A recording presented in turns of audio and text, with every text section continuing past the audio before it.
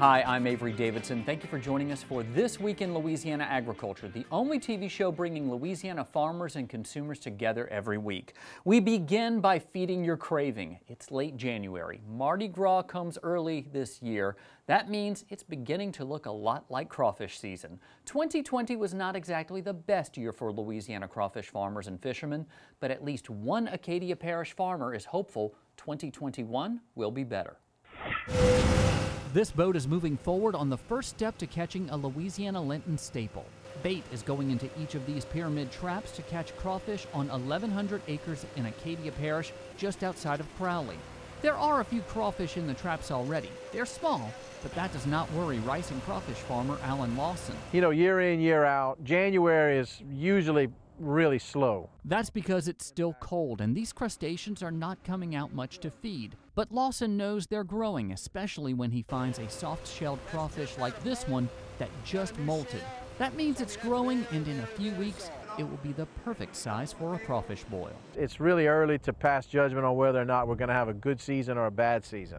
All indications are it's going to be, I would imagine, an average season. We have plenty of food left in the fields. We had some cold, but no real hard freezes. However, Lawson did point out that it was a bit dry on the farm last fall. Normally, he would find female crawfish with their babies under their tails like these in September or October.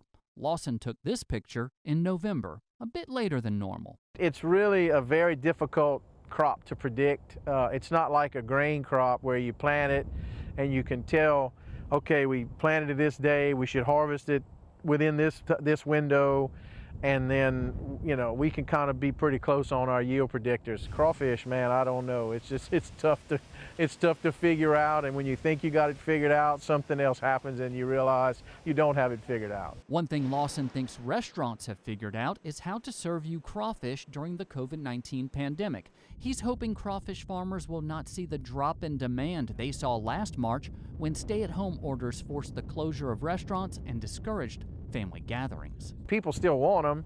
They just had to figure out how to get them to them so they could, you know, socially distance and follow COVID guidelines. As for prices, Lawson knows they're high now, but that will change with time. Historically, March and April is your best time for crawfish. The size is there, the volume is there, so if true supply and demand system, the price comes down. They're readily available, they're really good, they've reached a good market size by then, so I would expect, you know, your prices will stay high January and February, but by the time we get to March, they'll be down where people really want them to be. Lawson says you should not be discouraged at all the small crawfish he's catching right now. He says that's typical and that those little throwbacks will grow into the big daddy crawfish you consume during the peak of the season, which is in March. However, if you cannot wait until then to enjoy some crawfish, and hey, why would you? There are plenty of places where you can buy crawfish. However, you may have a tougher time finding live sacks unless you know a farmer. Tony's Seafood in Baton Rouge does have live crawfish for $5.99 a pound, and if you want them boiled, it's only $1 more, $6.99 a pound. The Crawfish Stop in Lake Charles does not have live crawfish for sale yet, but will sell you perfectly spiced boiled crawfish for $7.50 a pound. And up north in Shreveport at Red Barn Cajun Crawfish and Seafood Market, they'll have live crawfish for sale in about a week or so, but right now, only boiled crawfish is available for $8.25 a pound. These crawfish prices are brought to you by the Louisiana Crawfish Promotion and Research Board, which reminds you to always eat Louisiana crawfish and to make sure, ask before you eat. Normally, cities and deserts are two separate things. However, in recent years, food deserts have been found most frequently inside cities where citizens have to travel further to get access to fresh fruits and vegetables. As TWILA's Neil Melanson shows us, one initiative in the city of Opelousas is hoping to change that. Among all the beautiful leafy greens here on Southern University's Opelousas campus, it's hard to see we're in the middle of a food desert. Yet the city of Opelousas has people who have a tough time getting access to fresh fruits and vegetables. Tony Harris with Southern is trying to change that. He says getting people aware of the power of gardening is the first step. The other thing is that we're going to do probably the science of learning everything from seeding, the soils, and then we'll get to plants. Kayla gets into probably not only seeding, but then we have another person on board who's a nutritionist. We're going to start talking about the health benefits of everything that they grow. One of Tony's partners in this is Hope for Opelousas, a faith-based charity in town that serves as an after-school program. Among all the colorful buildings here is a new neighbor, planter boxes that will soon be filled with activities for the youth. First grade all the way through 12th grade now. Every year we've grown a little bit and added more kids. So we work with about 100 students and their families. We focus on educational support, mentoring. We want to also prepare our kids spiritually to be able to navigate the complexities of life that they face. Back at Southern's Opelousas campus, Kayla Fontenot is working with Tony to get those planters ready for the kids. She knows they won't get all of them interested, but even if everyone has a better appreciation for ag, it's a win. With this generation, technology, it hurts us largely with getting them to be interested in stuff like this, but that's what our goal is to get them to explore their interests, lead those healthy lifestyles, and be social, and a lot of that with giving back to the community and doing these programs, especially with the garden. So as you can see behind me, these planter boxes are just getting completed, and by March should hopefully be full of crops that the kids here can tend to and learn the value of agriculture, and for the Hope for Opelousas organization, plant a seed for the next generation. Reporting from Opelousas, I'm Neil Melancon. Yeah, Neil, I can't wait until I see those boxes filled with lush greenery. As Neil mentioned, Hope for Opelousas is a faith-based charity that runs on donations. If you'd like to find out more or to donate, you can visit our website at twilatv.org, and we'll show you how that new garden turns out in a follow-up story later on this year. The longtime head chef of Commander's Palace, Tori McPhail, has packed up his knives and left the legendary New Orleans restaurant after 19 years. As you know, Chef Tori has been a champion for Louisiana ingredients and a regular on Field to Feast. Before his move out west, TWILA's Jennifer Finley caught up with him one last time for lunch at Ralph's on the Park.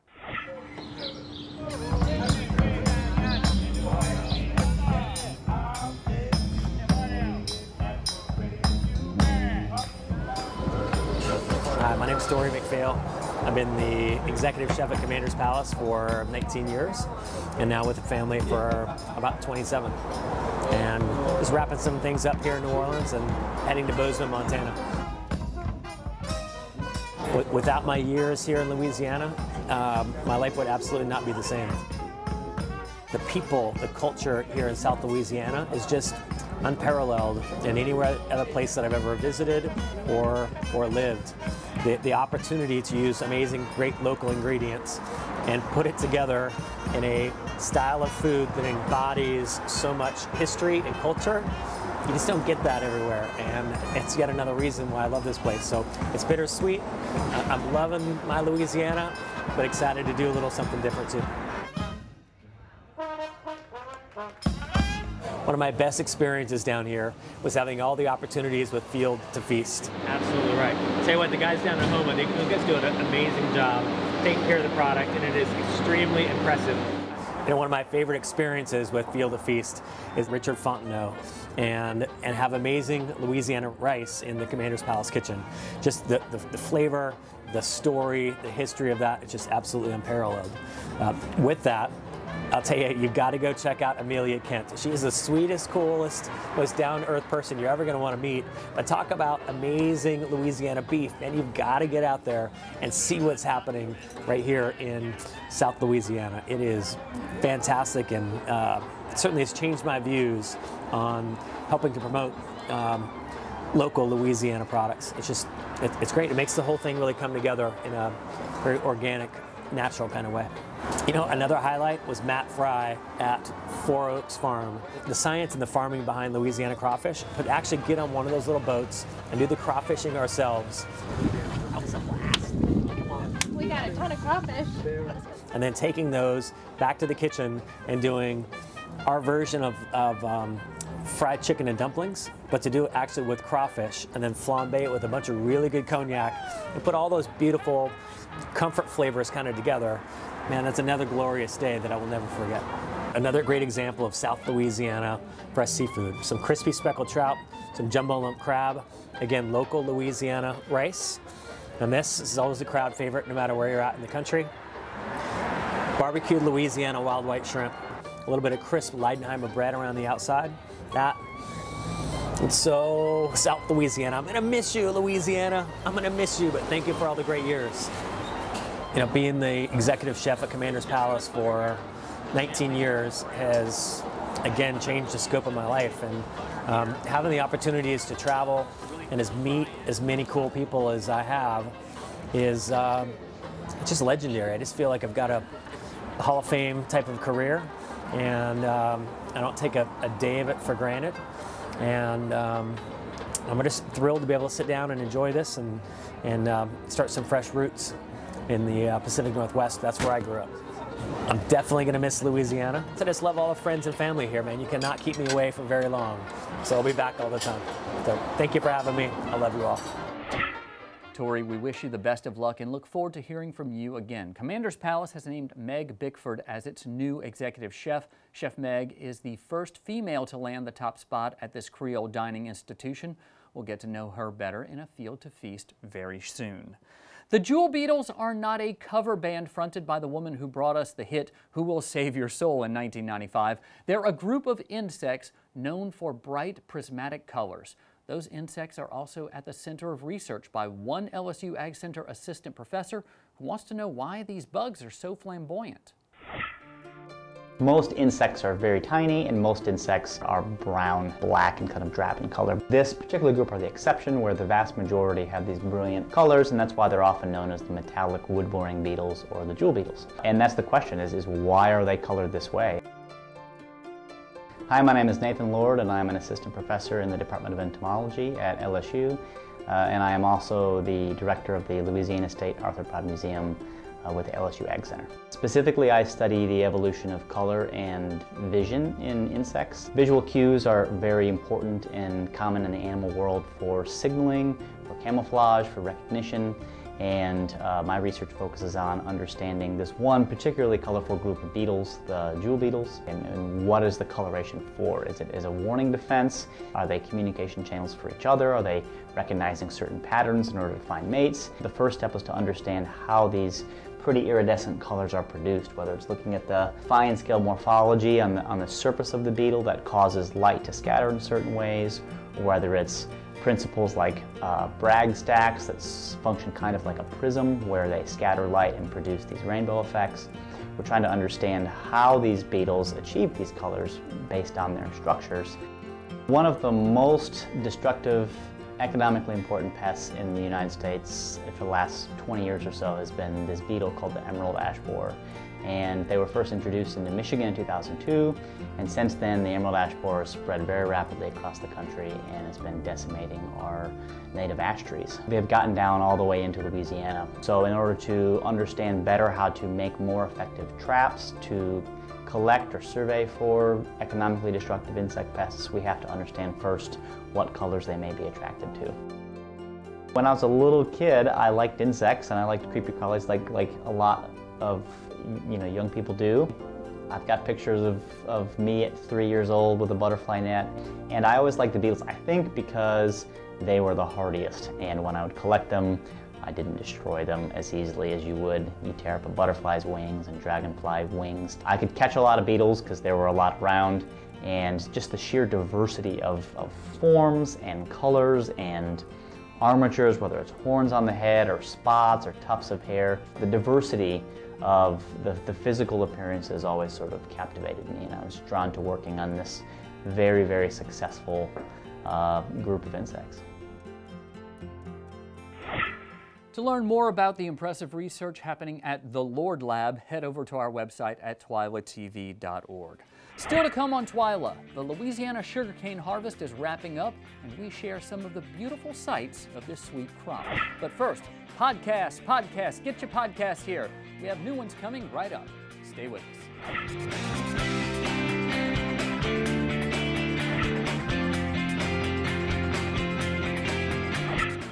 How much thought goes into the grass in a pasture? If you ask a rancher, they'd say a ton. As this clip from the Louisiana Grazing Lands Coalition initiative shows us, the animals that graze on those well-planned pastures will benefit from fields of native prairie grasses.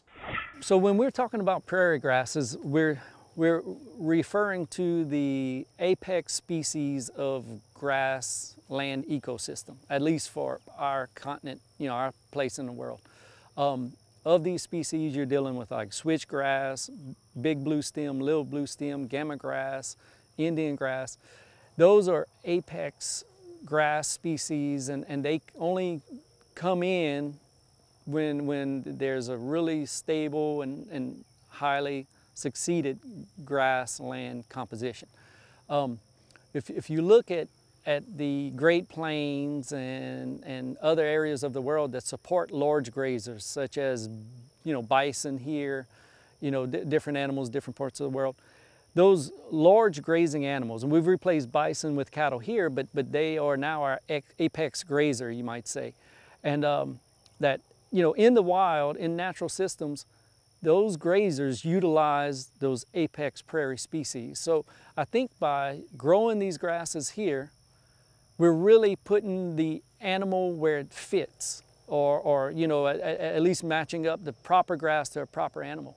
And I think that's just where they want to, that's their niche in the environment. That's where they want to be. And so as a result, I think one benefits the other. It's known that grasslands co-evolved with grazers, but putting the cattle, a large grazer, on these large perennial grasses with pulses just suits the model of nature's model. It's how it happened in the wild. And so those cattle really, once they learn how to use that prairie and the higher protein content of these grasses and stuff, just suits their lifestyle and helps drive their reproductive systems and whatnot. The Louisiana Grazing Lands Coalition initiative is preparing for its annual farm tour. Only this year, just like many events, it's going to be virtual, but it will be free. You still need to register to follow along. You can find all the information you need on our website at twilatv.org. We've talked to you before about podcasts, but we must confess, we kind of let them fall by the wayside through much of last year. Thank you, pandemic. One of the podcasts we did keep going through 2020 was the Grassroots Government Podcast. This is where we break down the latest happenings at the state capitol as well as in Washington, D.C. And it's pretty clear that there has been a lot happening at the nation's capital over the past few months. So this week, we caught up with the Louisiana Farm Bureau Federation's National Affairs Coordinator to discuss some of the changes in D.C. and how they may affect Louisiana farmers. We also discuss issues like the upcoming election to fill the District 5 seat and the importance of that seat for agriculture across the entire state. We've also picked back up on our TWILA After Show podcast. It's one of my favorite things to do. This is where we break down some of the stories that we feature in the show and give some behind-the-scenes stories that just don't make it here in the show usually, and sometimes maybe they're just not made for TV. Another podcast we put on the back burner was the Louisiana Farm Life podcast. That's where we sit down and visit with a farmer about the person they are away from the tractors or crawfish boats. We're excited to say that break from these stories has come to an end. TWILA's Carl Wiggers traveled this week to visit with a farmer he knows pretty darn well. You can find each of these podcasts by going to twilatv.org and be sure to subscribe and share them with a friend. As we head off to break, enjoy this sneak peek of the latest episode of Louisiana Farm Life with Carl's dad, Scott Wiggers. I guess what I'm getting at is, what is it about that lifestyle, the farming lifestyle, the, just life on a farm that makes you want to raise your family around? What made you want to raise us on the farm? By the way, I am so glad you did. I loved it. It's a great way to grow up. To me, it was just a great place to grow up. You just, you do a lot of things. The things that we did, y'all didn't get to do as much as we did. It wasn't in my backyard. It wasn't in your backyard, so you couldn't ride a horse or a bicycle to the back there like I could. And my dad growing up, he was riding horses all back there and getting on the river and spending the whole day on the river, 2 days on the river, and he'd come back in. When he came back in, nobody worried about him. But there's still something special about being raised in the country, on the farm, around the entire family group, grandparents, aunts, uncles, all that stuff. It has its own challenges, but the good outweighs the bad, and it's just a great place, and you learn the value of work, and y'all were able to be with me a lot when I worked. You know, a lot of people go to work and they don't see their kids till they come home from work, and I took y'all a lot. Y'all were with me all summer long. Yeah, I was about 2 to or say, 3 of y'all were with me. As soon as school let out, I quote unquote again went to work with Dad on the farm, and I remember I was so excited when you started paying me $5 an hour. Paid you too much. Way too much.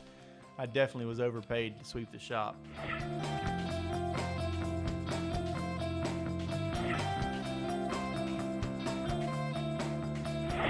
For the first time, a Louisiana sugarcane grower is on the USDA Agricultural Trade Advisory Committee for Sugar.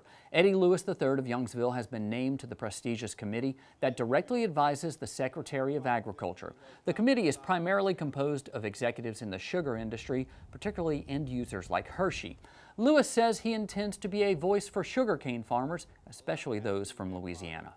Keeping farming sugarcane fair for Louisiana sugarcane farmers is very, very critical. So I have a direct hand in sugar trade policy, which is very, very huge. I have access to the Secretary of Agriculture at certain times throughout the year when we visit DC for our meetings. So if Louisiana farmers need a voice, I have that voice for them already set up. In addition to Lewis, the Louisiana-based American Sugarcane League has a representative on that committee as well. Speaking of sugarcane, Louisiana sugarcane farmers are wrapping up their long harvest. So to boost you as we're leaving, we're going to have some sweet sights and sounds from South Louisiana sugar country. We hope you enjoy it. We'll see you again next week.